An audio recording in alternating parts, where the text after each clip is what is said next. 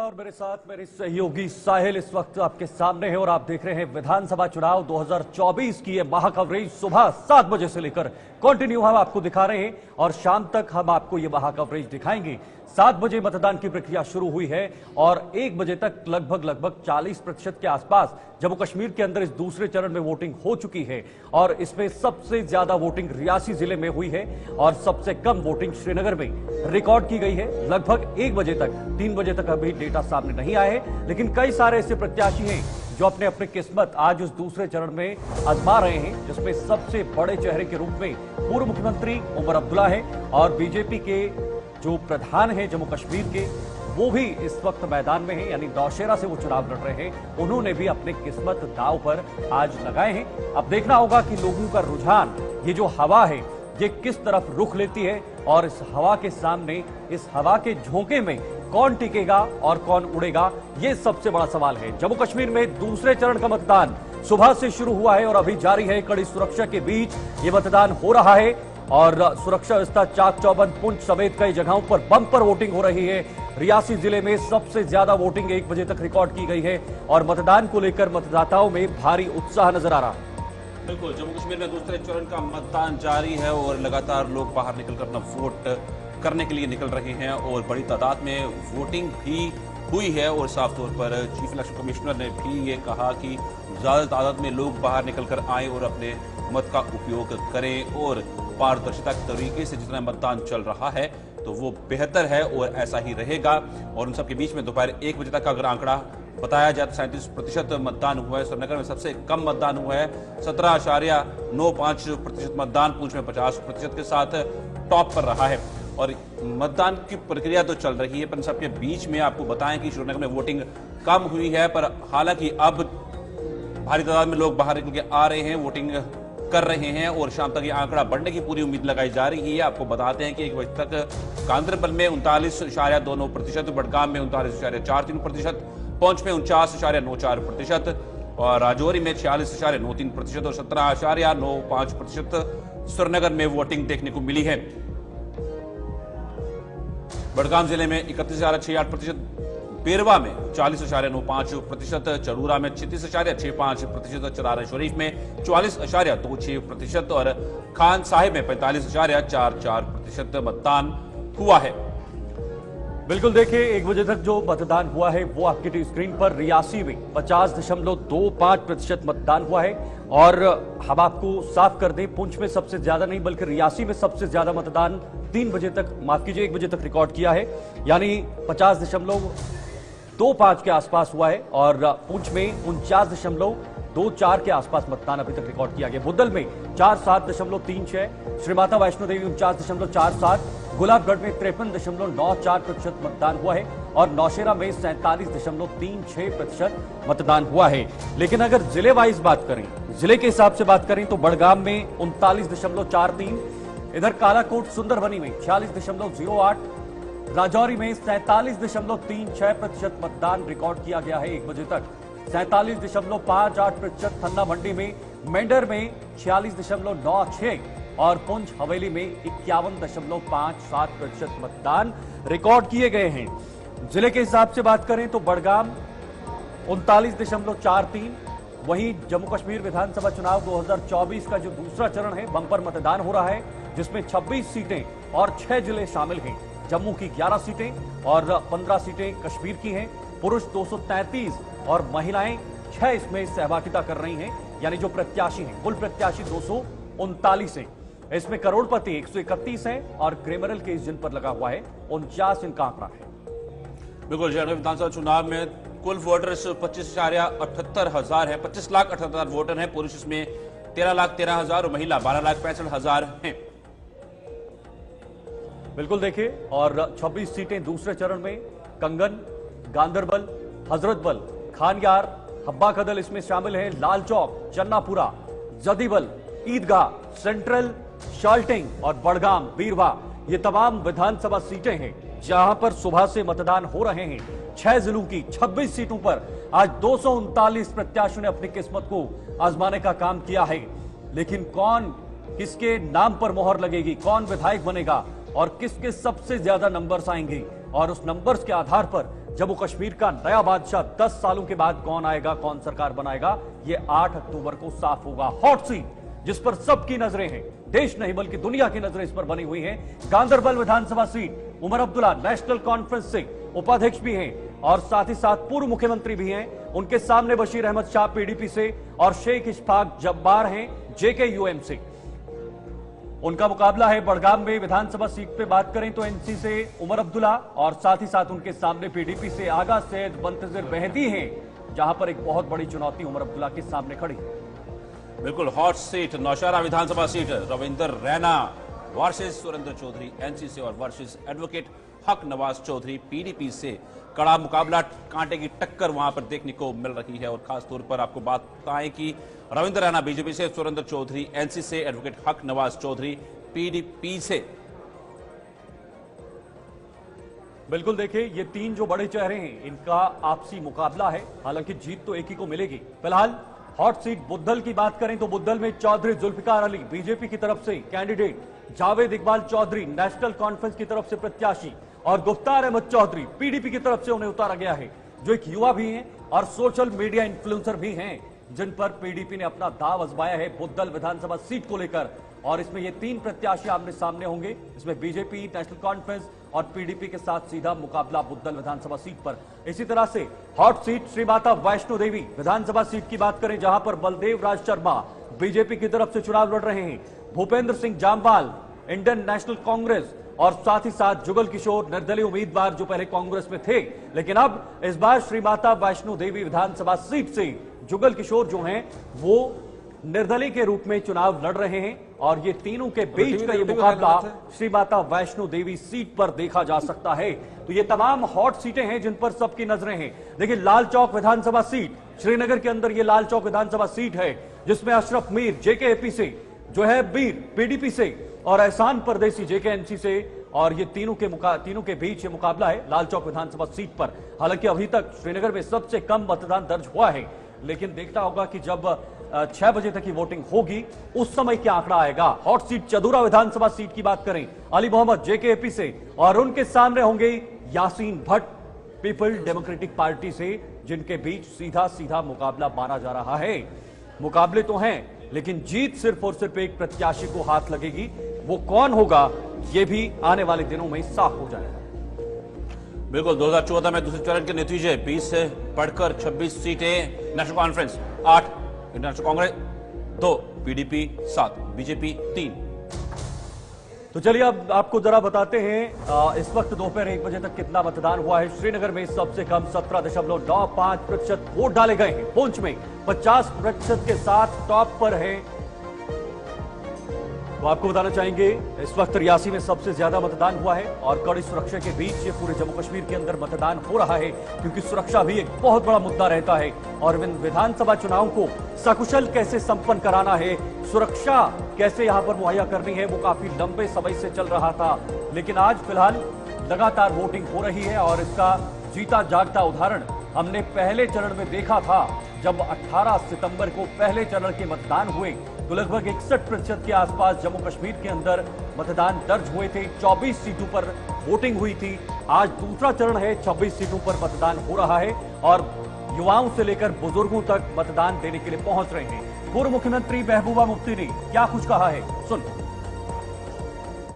Secular सरकार बनेगी, उस गठबंधन को यार ये पीडीपी के बगैर यहाँ कोई गठबंधन सेक्युलर नहीं बनेगा। ये मैं आपको अभी बता रही हूँ। और जो पहले चरण के इलेक्शन हुए हैं उसका जो फीडबैक मिल रहा है और जो आज इलेक्शन हो रहे हैं जो उसका फीडबैक मिलता है, उससे ये कतई साफ हो जाता है कि जम्मू कश्मीर में जो भी नॉन बीजेपी सेक्युलर सरकार बनेगी वो पीडीपी के बगैर नहीं बनेगी। बिल्कुल। तो आपने सुना महबूबा मुफ्ती पूर्व मुख्यमंत्री, उन्होंने भी अपनी प्रतिक्रिया दी है। तमाम नेताओं की प्रतिक्रियाएं इस मतदान को लेकर सामने आ रही हैं। लोकतंत्र को मजबूत करने के लिए हर कोई चाहता है कि ज्यादा से ज्यादा लोग बाहर आएं और इस डेमोक्रेटिक सेटअप में अपनी सहभागिता निभाएं, जिससे हमारा देश और हमारे देश का लोकतंत्र मजबूत हो। हमें अपने अपने प्रतिनिधि जम्मू कश्मीर के अंदर मिले। वक्त थोड़ा सा इंतजार करना होगा, क्योंकि अभी एक चरण बाकी है। आज दूसरे चरण के मतदान प्रगति पर है। तीसरे चरण के मतदान जब होंगे तो उसके बाद फाइनली ये चीज निकलकर सामने आएगी कि आखिर कौन यहां से जीत हासिल करेगा, कौन नई सरकार बनाएगा, ये भी आने वाले 8 अक्टूबर को जब हरियाणा के 7 में रिजल्ट सामने आएंगे। तो फिलहाल कड़ी सुरक्षा के बीच ये मतदान हो रहा है और बुजुर्ग भी आप देख सकते हैं, 80 साल के आसपास के लोग भी वहां पर पहुंच रहे हैं और व्हील चेयर के माध्यम से उन्हें पहुंचाया जा रहा है। इलेक्शन कमीशन ऑफ इंडिया की ये मुहिम और उनका ये लक्ष्य है कि ज्यादा से ज्यादा लोग पहुंचे, मतदान करें और इस लोकतंत्र की प्रक्रिया को मजबूत करने का काम करें। साहिब, बिल्कुल, जिस तरीके से साफ तौर पर चुनाव पूरे शोभा पर चल रहा है और 26 सीटों पे ये चुनाव है और ये काफी कुछ बदलेगा, क्योंकि इस बार परिसमन के बाद ये चुनाव है, 10 सालों के बाद चुनाव हो रहा है। बहुत से मुद्दे हर किसी ने उठाए हैं, किन मुद्दों को लेकर लोग बाहर निकल रहे हैं और वोटिंग कर रहे हैं, ये बहुत अहम रहने वाला है इन चुनावों के अंदर। आपको जिस तरह बताऊं, साफ तौर पर कश्मीरी पंडितों की अगर बात की जाए तो उनके भी 15,500 वोट हैं, वो भी एक इंपॉर्टेंट रोल प्ले करेंगे इन चुनावों के अंदर। उनके लिए भी पोलिंग बूथ बनाए गए हैं, क्या दिल्ली में क्या जम्मू में, हर जगह पे पोलिंग बूथ बने हैं और वहां पर किस तरह की वोटिंग होती है वो एक अहम सवाल रहेगा। वहीं पर बात की जाए अगर अवामी इत्तेहाद पार्टी की, तो वो भी बहुत एक अहम रोल प्ले करती हुई नजर आएगी इन चुनावों के अंदर। इंडिपेंडेंट कैंडिडेट्स की बात की जाए तो वो भी एक इंपॉर्टेंट रोल प्ले करेंगे। उनके साथ हॉट सीट्स जो हैं उनमें सबसे बड़ी बात आती है, जिस तरह उमर अब्दुल्ला बिरवा और गांधरबल से, और बिरवा गढ़ रहा है नेशनल कॉन्फ्रेंस का, और वहां पर क्या कुछ निकल के सामने आता है, क्योंकि वहां पर जेल से चुनाव लड़ रहे हैं सर्जन प्रकाती, तो वो भी एक इंपॉर्टेंट रोल रहेगा। बिल्कुल सही कहा आपने और मुख्य चेहरे हैं जो इन चुनाव में इस दूसरे चरण के मतदान में सामने निकल कर आ रहे हैं। फिलहाल इस वक्त हमारे साथ कुछ खास मेहमान जुड़े हुए हैं। राजेंद्र गुप्ता जी बीजेपी से ज्वाइन हो चुके हैं और मोहम्मद इमरान काजी जी नेशनल कॉन्फ्रेंस से, वो भी इस वक्त इस पर खास चर्चा करने के लिए हमारे साथ ज्वाइन हो चुके हैं, क्योंकि सुबह से मतदान की प्रक्रिया चल रही है और इनसे भी आज जानने की कोशिश करेंगे। फिलहाल बहुत बहुत स्वागत आप दोनों का हमारे साथ जुड़ने के लिए। राजेंद्र जी, मतदान की प्रक्रिया हो रही है और शायद मुझे लगता है कि 1 बजे तक जो वोटिंग हुई है आपने भी देखा होगा, क्या लगता है, क्या नया कश्मीर का जो नारा vote for development, vote for change, vote for नया कश्मीर, ये तमाम जो मुद्दे हैं, क्या उस पर वोट हो रहा है? सबसे तो मेरा आपको और आपके सारे व्यूज को मेरा नमस्कार जी। मेरा मानना है कि 10 साल के बाद दिल्ली के इलेक्शन हो रहे हैं, इसके बीच पार्लियामेंट के इलेक्शन भी हुए हमारे पास जी, बीडीसी, डीडीसी, सरपंच, म्यूनसिपलिटी सारे इलेक्शन हुए, मतलब 10 साल के बाद हमारे असेंबली के इलेक्शन हो रहे हैं। ठीक है, मैं मान के चल रहा हूँ कि लोगों में एक जोश है, क्योंकि जो 10 साल में कश्मीर बदला है, जम्मू कश्मीर जो बदला है, 370 की 35 के टूटने के बाद ये जम्मू कश्मीर के पहले असेंबली इलेक्शन है। मैं मान के चल रहा हूँ कि लोग जो है इसमें खुशी। आज बारिश को चाय पे बुलाते हैं, मचलती बूंदों को थमना सिखाते हैं, बारिश को सुकून का स्वाद चखाते हैं। वाह ताज ठीक किया है, एक पटरी पे लाया है। ठीक है। 70 साल इस जम्मू कश्मीर ने बड़ी परेशानी है, 3 जंगें देखी, 20, 25, 30 साल का हमने मिलिटेंसी देखी, लोगों के घर उजड़ते देखे, लोगों के जवान बच्चे शहीद होते देखे, लोगों को हमने अपनी बहनों को विधवा होते देखा, लाशों के ढेर हम लोगों ने ढोए। इसलिए 2014 के बाद एक नया जम्मू कश्मीर है, जिसमें पीस है, लोगों में इत्तेफाक है, प्यार है, उसी का हिस्सा है। जब लोगों के दिल और दिमाग में चैन होता है तो ये जो परसेंटेज ऑफ वोट है ये बढ़ता है। लोग खुशी खुशी सुबह से लाइनिंग लगी हुई है। बड़ा इस वक्त कटाई का महीना है, घास है, मक्की कटरे का, उसके बावजूद पूरे जम्मू कश्मीर में लाइनें लगा के लोग वोट डाल रहे हैं। मैं लोगों को बहुत हार्दिक अभिनंदन करूंगा।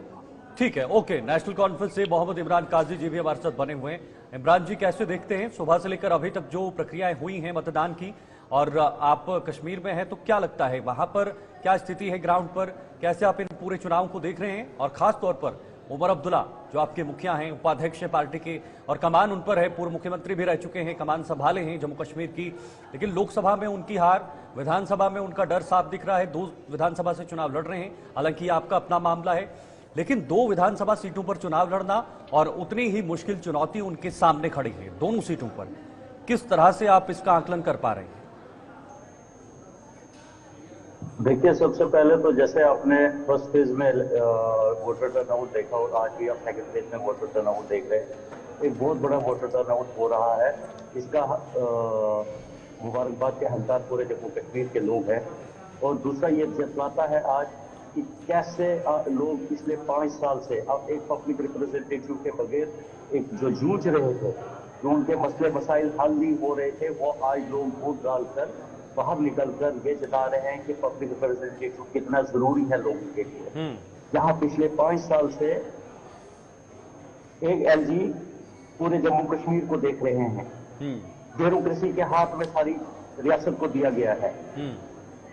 आज जो लोगों का बहरान, जो लोग आप देख रहे हैं कैसे लंबी लंबी कतारों में बाहर वोट डालने आ रहे हैं, तो उस चीज लेकिन सर इस जुनून का इस उत्साह का जो आधार है, एक मिनट, जो सेंट्रल गवर्नमेंट ने 2019 में फैसला लिया था, हम उस फैसले के हक में नहीं है। ये जो हमारे साथ हुआ अनडेमोक्रेटिक तरीके से इस रियासत को 2 हिस्सों में तोड़ा गया, इसकी शिनाख्त, इसकी पहचान को छीना गया, हम उस फैसले के साथ नहीं है। सर मेरी बात सुनिए ना, वोट उसके खिलाफ जा रहा है ना, ये तो आप बताइए। वोट धारा 370 के फैसले और स्टेट के फैसले के खिलाफ जा रहा है, ये आप कह रहे हैं? बिल्कुल बिल्कुल बिल्कुल। मतलब कि आपने साफ तौर पर कहते हैं पाकिस्तान की एंट्री जितना दूसरे दौर के चुनाव के प्रचार के अंदर हुई थी, उनके केंद्रीय रक्षा मंत्री जितना बात कही थी, विदेश मंत्री जितना बात कही थी, तो वो उससे आप सहमत हैं? फिर क्या बोल रहे हैं? जो पाकिस्तान की एंट्री हुई थी चुनाव प्रचार के दौरान, दूसरे फेज के दौरान, तो उसमें जिस तरह एंट्री हुई थी केंद्रीय विदेश मंत्री के, उनके साफ तौर पर 370 को बहाल करने का समर्थन करते हुए नजर आए थे वो। इस वक्त देखिए, पाकिस्तान क्या बोलता है क्या नहीं बोलता है, हमें उनके साथ कोई लेना देना नहीं। हम अपने जम्मू कश्मीर की बात करेंगे, हम अपने आईन की बात करेंगे, जिस आईन ने हमें हक दिया था, जिस हिंदुस्तान के आईन ने हमें हक दिया था 370 का 35A का। पाकिस्तान क्या बोलता है वो उन तक रहने दो। हम अपनी बात करेंगे, अपने लोगों की बात करेंगे। जो हमारे साथ हुआ आप देख रहे हैं, ये जिस 370 को वादा माना जाता था डेवलपमेंट का, आज आप खुद देखिए हम मुल्क भर में दूसरे नंबर पे अनएम्प्लॉयमेंट। इमरान साहब, मेरा ना आपसे फिर एक सवाल दोबारा रहेगा कि अगर 370 गलत था जम्मू कश्मीर के लिए, अगर गलत है जम्मू कश्मीर के लिए, तो वो सही किस तरह से था? क्या 370 जाने के बाद बदलाव नहीं देखे हैं आपने कश्मीर के अंदर? लोकसभा चुनावों के अंदर वोटिंग परसेंटेज बढ़ती है, किस लिए बढ़ती है? यहां पे बढ़ती हुई नजर आ रही है, वो अक्टूबर को फैसला हो जाएगा। जी, आपके पास डाटा अवेलेबल है, आप कंपैरिजन कर लीजिए कि 2019 से पहले यहाँ पे एम्प्लॉयमेंट का रेशियो क्या था। क्या आपको पता है, हम अनएम्प्लॉयमेंट में मुल्क भर में 18वें नंबर पे थे, आज हम दूसरे नंबर पे आ गए हैं। ये बदलाव है। कारोबार का हाल देख लीजिए, जम्मू में दरबार ना होने की वजह से आप जम्मू के तो सर यही तो कहावत है, कुछ पाने के लिए कुछ खोना पड़ता है। इमरान जी, कहावत एक बड़ी है, कुछ पाने के लिए कुछ खोना पड़ता है। तो अगर हम अनएम्प्लॉयमेंट में 18 नंबर पे थे, तो पत्थरबाजी में 1 नंबर पे थे सर, आतंकवाद में 1 नंबर पे थे, अलगाववाद में 1 नंबर पे थे। क्या उसको खत्म नहीं करना चाहिए था? 25 सीटें दी थी, 25 सीटें दी थी 2014 में। लाल चौक पर आज तिरंगा लहराता है बड़ी शान के साथ, आप वहीं पे हैं। लाल चौक में तिरंगा लहराता है आज बड़ी शान के साथ। जी, लोग रात को भी वहां पर घूमने जाते हैं, जब वहां पर 4-5 बजे के बाद बंद कर दिया जाता है सब कुछ। जी बिल्कुल, रुक करूंगा मैं राजेंद्र गुप्ता जी का। राजेंद्र गुप्ता जी साफ तौर पर हमलावर है नेशनल कॉन्फ्रेंस के प्रवक्ता राजेंद्र गुप्ता जी बीजेपी के ऊपर साफ तौर पर कह रहे हैं कुछ बदलाव 370 के बाद नहीं, हटने के बाद नहीं हुआ है, और 370 की बहाली बहुत जरूरी है जम्मू कश्मीर के विकास के लिए। हमने ये झंडा तब उठाया। जी राजेंद्र जी, सुन पा रहे हैं आप? 90 के दशक में इस झंडे को थामने वाला कोई नहीं था। वो नेशनल कॉन्फ्रेंस थी जिसने जमहूरियत में हिस्सा लेने के लिए इलेक्शन कराए 96 में। तो फिर कश्मीरी पंडितों का क्या, इमरान काजी जी, कश्मीरी पंडितों का क्या? वो भी तो एक मसला है जो अभी तक हल नहीं हो पाया है। आप ये देखिए, जो कुछ कश्मीरी पंडितों को मिला, क्या वादा करते हैं कश्मीरी पंडितों का? जो पलायन हुआ था उसके बाद वापस उनको बसाया जाएगा कश्मीर के अंदर। प्राइम मिनिस्टर का रिपोर्ट नहीं मिल रहा है। पिछले 10 साल में बहुत से मुद्दे हैं इमरान जी, बहुत से मुद्दे हैं कश्मीर के। राजेंद्र जी से जवाब लेते हैं, लौटेंगे आपके पास इमरान साहब, लौटेंगे। राजेंद्र जी आप सुन पा रहे हैं? जी राजेंद्र जी, ये जो मतदान प्रतिशत बढ़ रहा है, लोगों का हुजूम दिख रहा है, उत्साह उमंग दिख रहा है, चेहरे खिले खिले हुए हैं, हर जहां भी जिस भी बूथ से तस्वीर सामने आती है तो लोगों के चेहरे खिले हैं, कॉन्फिडेंस बढ़ा है, एक्सप्रेशन, बॉडी लैंग्वेज, ये तमाम चीजें दिख रही हैं उनके चेहरे पर। लेकिन नेशनल कॉन्फ्रेंस कह रही है कि ये वोट सिर्फ और सिर्फ 370 के खिलाफ गुस्सा है, उसके खिलाफ लोग आ रहे हैं, और स्टेट वोट जो आपने छीना है, यूटी बना दिया है, ये उसके खिलाफ वोटिंग हो रही है। आप कह रहे हैं वोट चेंज के लिए हो रहा है, बदलाव के लिए हो रहा है, नए कश्मीर के लिए हो रहा है। जी राजेंद्र जी, मेरी आवाज आ रही है? बोलिए बोलिए। हाँ, मेरा मानना यह है कि ये नेशनल कॉन्फ्रेंस की एक बुखलाहट है। तो अभी 4 महीने पहले हमारे पार्लियामेंट इलेक्शन हुए, इनके सबसे बड़े नेता उमर अब्दुल्ला साहब बुरी तरह हार गए। आज उमर अब्दुल्ला साहब को इतना डर लग रहा है कि वो 2-2 सीटों से इलेक्शन लड़ रहे हैं। मैं नेशनल कॉन्फ्रेंस, पीडीपी और कांग्रेस, तीनों में से कोई भी डबल डिजिट में नहीं आएगा। डबल डिजिट में नहीं आएगा, इसलिए ये बुखलाहट है, इनको लोगों के चेहरे पढ़ने में दिक्कत हो रही है। तो मतलब आप 50 को पार कर लेंगे सर? आप 50 पार कर लेंगे?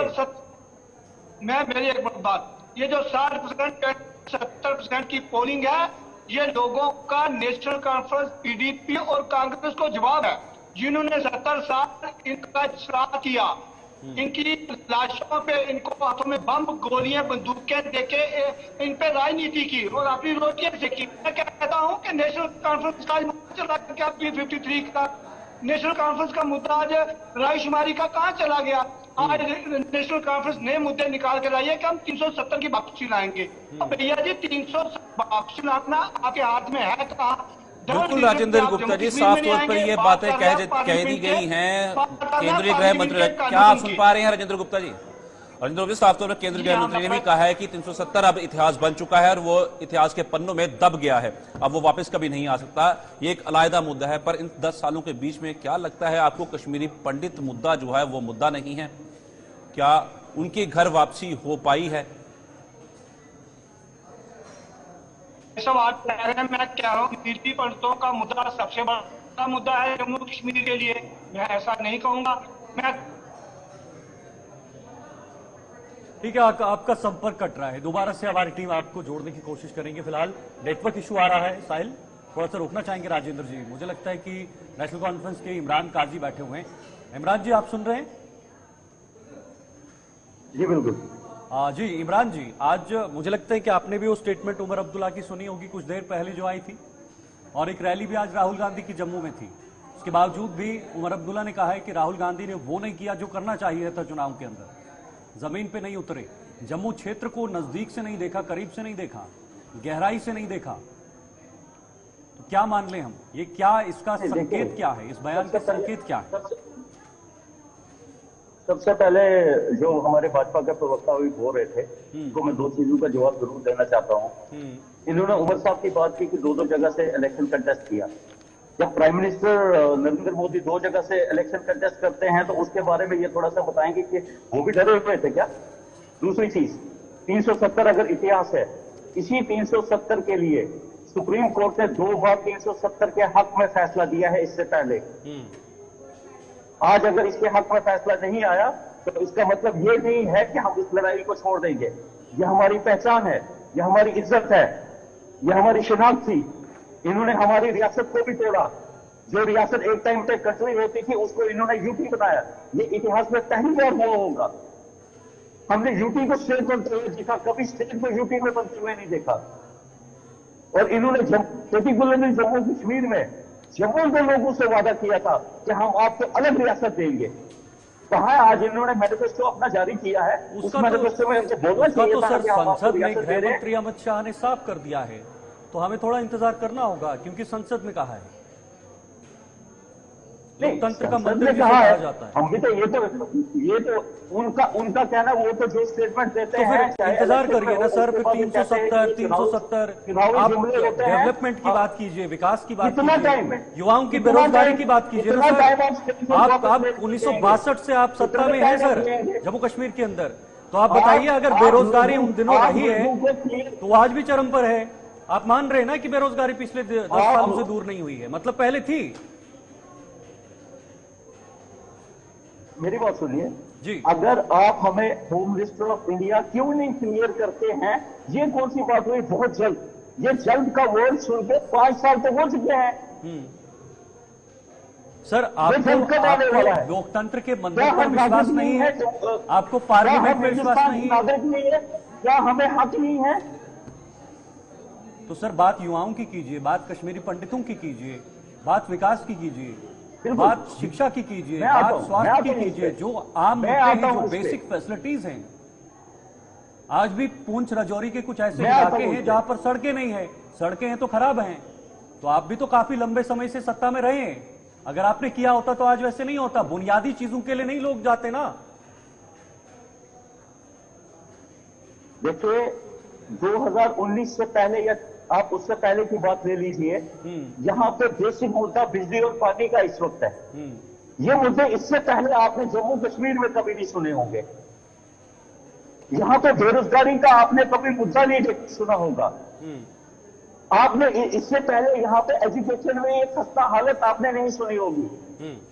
78,000 सरकारी स्कूलों को बंद कर दिया गया पूरे इंडिया में। यह हालत आपने पहले नहीं देखी होगी।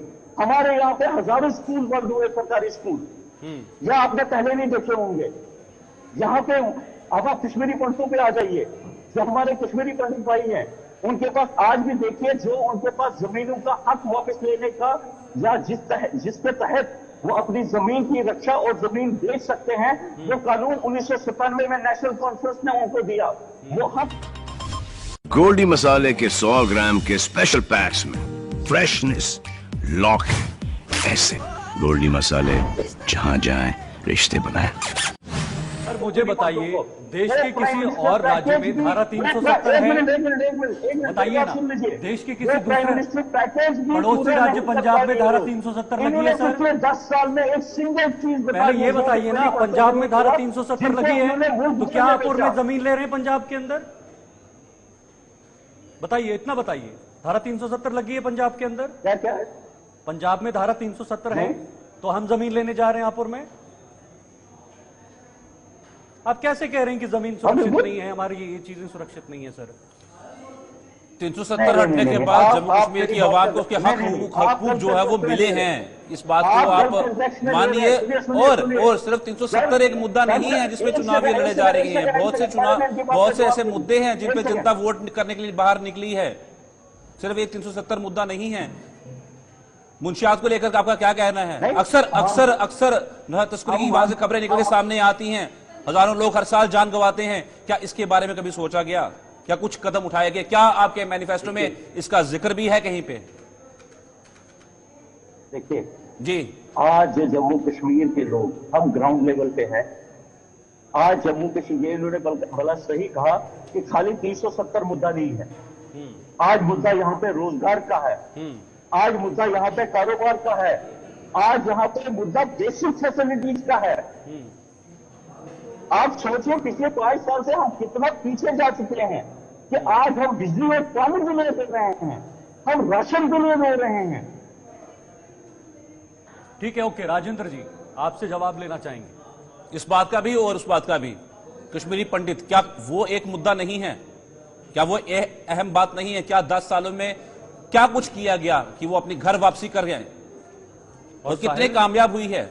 और साहिल, जहां पर कश्मीरी पंडित डोमिनेंसी में है, मतलब हब्बा कदल जो सीट है, हब्बा कदल में सबसे कम मतदान वहीं पे हुआ। बिल्कुल, क्या कहना 35,000 परिवार हुआ करते थे कभी वहां पर, अब 768 परिवार वहां पर रहते हैं।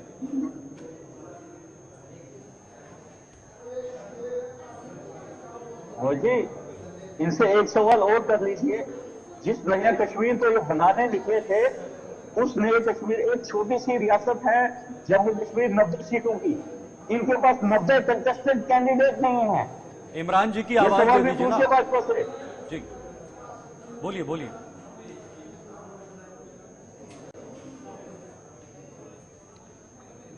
आपकी आवाज नहीं आ रही है पार्टी सर। की प्रायोरिटी पे कश्मीरियों को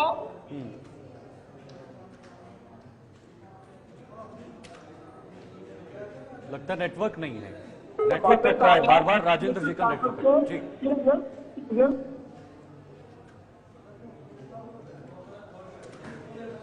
देने के बजाय आपने नौकरियां कहाँ दी थी? अगर नौकरियां तो पत्थर नहीं देते, अगर उनके पास नौकरियां थी वो बंदूक नहीं उठाते, अगर उनके पास नौकरियां थी तो वो पाकिस्तान में ट्रेनिंग लेने नहीं जाते। मैं कह रहा हूं आप लोगों ने हिंदू मुस्लिम कश्मीरी गुज्जर पहाड़ी सबका कत्ल है नेशनल कॉन्फ्रेंस ने, किसी को अपना हक नहीं दिया। पिछले 50 साल गुज्जर और पहाड़ी को 3-4 महीने लगा के रखा। भारतीय जनता पार्टी ने पहाड़ियों को हक दिया, उनकी इंटर डिस्ट्रिक्ट रिक्रूटमेंट और के ओबीसी को 2% जाम किया था, उसको 8% का लेके गए। यहाँ पे जो हमारे रिफ्यूजी भाई हैं, चाहे वो लेके गए हैं, चाहे वो दिए गए, गोरखा समाज को हक दिए गए। यहाँ की बहन बेटी को शादी करके थी, उनको हक दिए गए। यहाँ 3 टायर सिस्टम जो है वो लागू। मैं आपको रोकना चाहूंगा, इस समय बड़ी खबर निकल के सामने आया है। 3 बजे तक का आंकड़ा सामने आया है। 46% ज्यादा मतदान हुआ है। रियासी में सबसे ज्यादा 63.91% मतदान देखने को मिला है। श्रीनगर में सबसे कम 22.62% मतदान हुआ है। 3 बजे तक का यह आंकड़ा निकल के सामने आया है। जम्मू कश्मीर में दूसरे चरण में बंपर मतदान देखने को मिला है। 3 बजे तक 46% से ज्यादा मतदान हो चुका है। सबसे कम श्रीनगर में देखने को मिला है। रियासी में सबसे ज्यादा 63.91% मतदान हुआ है। श्रीनगर में सबसे कम 22.62% मतदान देखने को मिला है। बिल्कुल, देखिए आप 3 बजे तक जो आंकड़ा है वो निकल कर आ गया है। जम्मू कश्मीर में दूसरे चरण में ये बंपर मतदान हो रहा है। 3 बजे तक 46% से ज्यादा मतदान इस वक्त जम्मू कश्मीर में हो चुका है। रियासी में सबसे ज्यादा 63.91% मतदान हो चुका है और सबसे कम श्रीनगर में 22.62% मतदान जो है वो रिकॉर्ड किया गया है। हालांकि कुछ जगहों पर बंपर वोटिंग हो रही है, लेकिन कुछ ऐसे भी जिले हैं जहां पर मतदान प्रतिशत कम देखने को मिल रहे हैं, जिसका जीता जागता उदाहरण जो है वो श्रीनगर है। फिलहाल बड़गाम में 49.44%, इसके साथ गांधरबल 49.01% मतदान और राजौरी में 58.95% मतदान हुए हैं। पुंछ में 61.45% मतदान हुए हैं और श्रीनगर में 22.62% मतदान अभी तक रिकॉर्ड किए गए हैं 3 बजे तक। ये 3 बजे तक का आंकड़ा है और कुल मिलाकर 46.12% मतदान जो है वो रिकॉर्ड कर दिए गए हैं। अभी देखना है, दिलचस्प है कि आखिर तक, यानी जब तक ये वोट की प्रक्रिया चलती है तब तक कहां पर ये मतदान का सिलसिला थमता है, ये नंबर किस तरह से निकलकर सामने आता है। क्या श्रीनगर में और भी ज्यादा ये मतदान प्रतिशत बढ़ेगा, 50% के आसपास जाएगा या नहीं, ये थोड़ा सा मुश्किल कहना हो सकता है अभी से, क्योंकि श्रीनगर में बहुत धीमी गति से मतदान चल रहा है। बीरवा में 51.25, बड़गाम में 39.22%, चडूरा में 460.01% और चरारी शरीफ में 55.04% मतदान हुए हैं और खान साहिब में 58.20% मतदान 3 बजे तक रिकॉर्ड कर दिए गए। बिल्कुल, जहां वोटिंग परसेंटेज की बात करें तो 3 बजे तक का आंकड़ा सामने है। 46.12% मतदान हुआ है और वोटिंग अभी भी जारी है। पहले फेज की बात की जाए तो 61% मतदान देखने को मिला था और उम्मीद जताई जा रही है शाम को 6 बजे तक जो आंकड़ा आएगा वो बढ़ चढ़कर बाहर निकल के आएगा। 3 बजे तक 40.12% मतदान हुआ है। रियासी की बात की जाए तो 61.83% मतदान हुआ है। श्री माता वैष्णो देवी विधानसभा सीट की बात की जाए तो 64.26%, गुलाबगढ़ में 65.57%, बुद्धल में 59.18% और नौशहरा में 59.24% मतदान देखने को मिला है। ये 3 बजे तक के आंकड़े हैं। 3 घंटे और बचे हैं। वोटिंग प्रक्रिया चल रही है। बढ़ चढ़कर लोग बाहर निकल रहे हैं और अपने मत का उपयोग करते हुए नजर आ रहे हैं और रिकॉर्ड तोड़ वोटिंग देखने को इस बार मिल रही है। 3 बजे तक 46.12% मतदान हो चुका है। और राजौरी की बात की जाए तो 59.51%, कालाकोट सुंदरबनी में 57.79%, थन्ना मंडी में 59.09%, मेंढर में 58.17% और पुंछ हवेली में 62.91% मतदान देखने को मिला है। बिल्कुल, और सबसे ज्यादा अगर विशेषकर विधानसभा की बात करें तो गुलाबगढ़ में सबसे ज्यादा मतदान अभी तक रिकॉर्ड किया गया है 65.57%। और वहीं जिले की बात करें तो जिले वाइज इस वक्त टॉप पर रियासी आता है जहां पर सबसे ज्यादा मतदान हुआ है, और उसके बाद पुंछ है और राजौरी है, फिर उसके बाद जो है वो बाकी कश्मीर के 3 जिले भी आते हैं। लेकिन सबसे कम मतदान, जो चौंकाने वाला मतदान है, वो श्रीनगर से सामने आया है, क्योंकि आंकड़ा बेहद कम है। श्रीनगर जो हार्ट ऑफ कश्मीर है, जिसे कश्मीर का दिल कहा जाता है, बिल्कुल शीतल, 8 विधानसभा हैं उसके बीच में, और वहां पे वोटिंग परसेंटेज कम देखने को मिल रही है। कुछ मुख्य कारण भी रह सकते हैं, वो देखना होगा शाम को 6 बजे तक कितनी वोटिंग परसेंटेज होती है और क्या कुछ कारण रहे हैं, उनसे भी बातचीत करना नुमाइंदों से बहुत जरूरी रहेगा कि क्या वजह रही है, क्यों लोग बाहर निकल के नहीं आए हैं, क्या उनके जो मसाइले हैं वो हल नहीं हो पाए, जिस वजह से लोग बाहर नहीं निकले हैं वोटिंग करने के लिए। 10 साल का समय रहा है, उसमें 2 बार लोकसभा चुनाव भी हुए हैं, और उसके बाद भी लोग जो है वो बाहर निकल के नहीं आए। हालांकि लोकसभा में देखा था बजट को लोग बाहर निकले थे, वोटिंग की थी और उसके नतीजे भी सामने आए थे। और अब विधानसभा की बारी है, तो विधानसभा में 8 सीटों में चुनाव है और लोग वोटिंग करने के लिए श्रीनगर में सबसे कम परसेंटेज अभी तक फिलहाल रही है।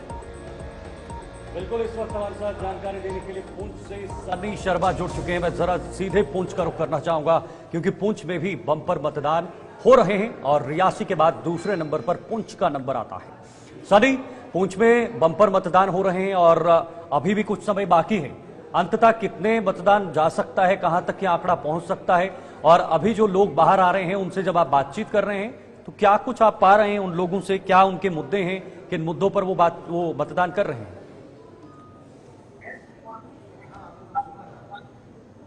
सनी,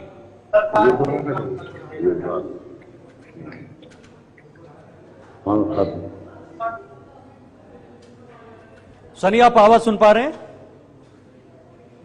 चलिए आपके पास लौटते हैं। सनी मेंढर का रुख कर लेते हैं, मेंढर का जी। मेंढर से हमारे नुमाइंदे हमारे साथ जुड़े हुए हैं। मंडी से इरफान हमारे साथ इस वक्त हमारे सहयोगी ज्वाइन हो चुके हैं। मैं सीधे मंडी का रुख करना चाहूंगा। इरफान, आप सुन पा रहे हैं? जी इरफान। जी जी इरफान सुन पा रहे हैं?